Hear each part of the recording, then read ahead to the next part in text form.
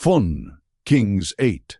The Ark brought to the temple. Then King Solomon summoned into his presence at Jerusalem the elders of Israel, all the heads of the tribes and the chiefs of the Israelite families, to bring up the ark of the Lord's covenant from Zion, the city of David. All the Israelites came together to King Solomon at the time of the festival, in the month of Ethanim, the 7th month. When all the elders of Israel had arrived, the priests took up the ark, and they brought up the ark of the Lord and the tent of meeting, and all the sacred furnishings in it. The priests and Levites carried them up, and King Solomon and the entire assembly of Israel that had gathered about him were before the ark, sacrificing so many sheep and cattle that they could not be recorded or counted. The priests then brought the ark of the Lord's covenant to its place in the inner sanctuary of the temple, the most holy place, and put it beneath the wings of the cherubim. The cherubim spread their wings over the place of the ark, and overshadowed the ark and its carrying poles. These poles were so long that their ends could be seen from the holy place in front of the inner sanctuary, but not from outside the holy place, and they are still there today. There was nothing in the ark except the 2 stone tablets that Moses had placed in it at Horeb, where the Lord made a covenant with the Israelites after they came out of Egypt. When the priests withdrew from the holy place, the cloud filled the temple of the Lord, and the priests could not perform their service because of the cloud, for the glory of the Lord filled his temple. Then Solomon said, "The Lord has said that he would dwell in a dark cloud. I have indeed built a magnificent temple for you, a place for you to dwell forever." While the whole assembly of Israel was standing there, the king turned around and blessed them. Then he said, "Praise be to the Lord, the God of Israel, who with his own hand has fulfilled what he promised with his own mouth to my father David. For he said, 'Since the day I brought my people Israel out of Egypt, I have not chosen a city in any tribe of Israel to have a temple built so that my name might be there, but I have chosen David to rule my people Israel.' My father David had it in his heart to build a temple for the name of the Lord, the God of Israel. But the Lord said to my father David, 'You did well to have it in your heart to build a temple for my name. Nevertheless, you are not the one to build the temple, but your son, your own flesh and blood. He is the one who will build the temple for my name.' The Lord has kept the promise he made. I have succeeded David my father, and now I sit on the throne of Israel, just as the Lord promised, and I have built the temple for the name of the Lord, the God of Israel. I have provided a place there for the ark, in which is the covenant of the Lord that he made with our ancestors, when he brought them out of Egypt." Solomon's prayer of dedication. Then Solomon stood before the altar of the Lord in front of the whole assembly of Israel, spread out his hands toward heaven, and said, "Lord, the God of Israel, there is no God like you in heaven above or on earth below. You who keep your covenant of love with your servants, who continue wholeheartedly in your way. You have kept your promise to your servant David my father. With your mouth you have promised, and with your hand you have fulfilled it, as it is today. Now, Lord, the God of Israel, keep for your servant David my father the promises you made to him when you said, 'You shall never fail to have a successor to sit before me on the throne of Israel.' If only your descendants are careful in all they do to walk before me faithfully as you have done. And now, God of Israel, let your word that you promised your servant David, my father, come true." But will God really dwell on earth? The heavens, even the highest heaven, cannot contain you. How much less this temple I have built? Yet give attention to your servant's prayer and his plea for mercy, Lord my God. Hear the cry and the prayer that your servant is praying in your presence this day.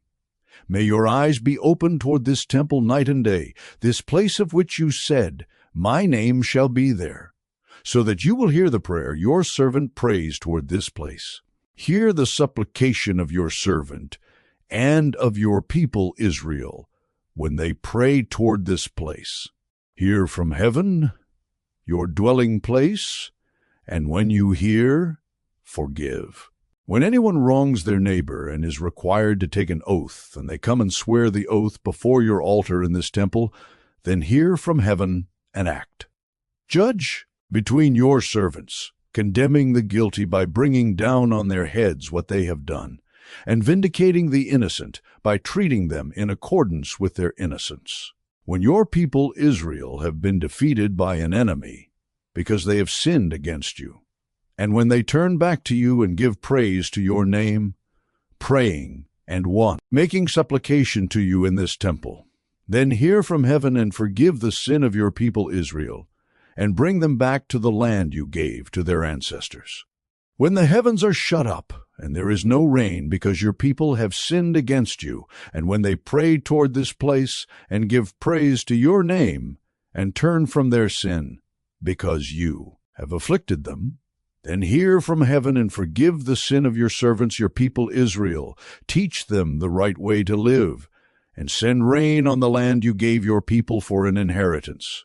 When famine or plague comes to the land, or blight or mildew, locusts or grasshoppers, or when an enemy besieges them in any of their cities, whatever disaster or disease may come, and when a prayer or plea is made by anyone among your people Israel, being aware of the afflictions of their own hearts, spreading out their hands toward this temple, then hear from heaven, your dwelling place. Forgive and act.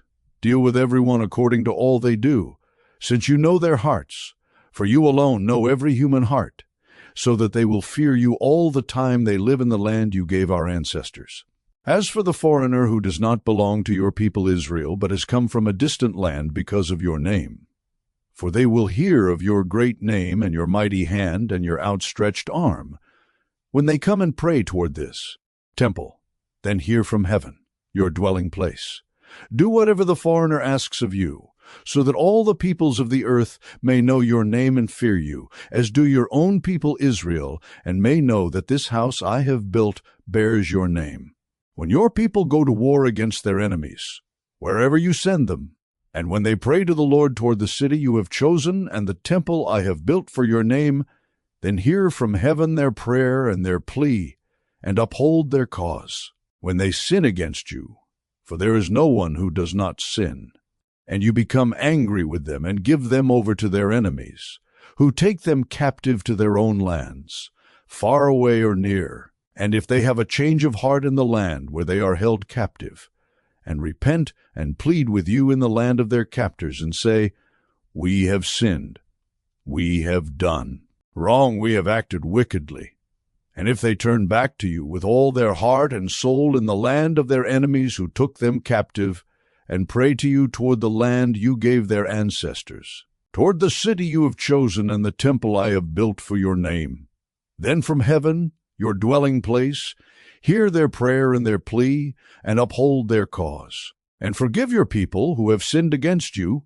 Forgive all the offenses they have committed against you, and cause their captors to show them mercy.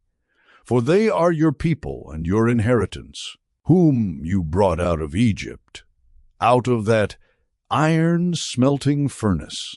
May your eyes be open to your servant's plea and to the plea of your people Israel, and may you listen to them whenever they cry out to you. For you singled them out from all the nations of the world to be your own inheritance, just as you declared through your servant Moses, when you, sovereign Lord, brought our ancestors out of Egypt. When Solomon had finished all these prayers and supplications to the Lord, he rose from before the altar of the Lord, where he had been kneeling with his hands spread out toward heaven.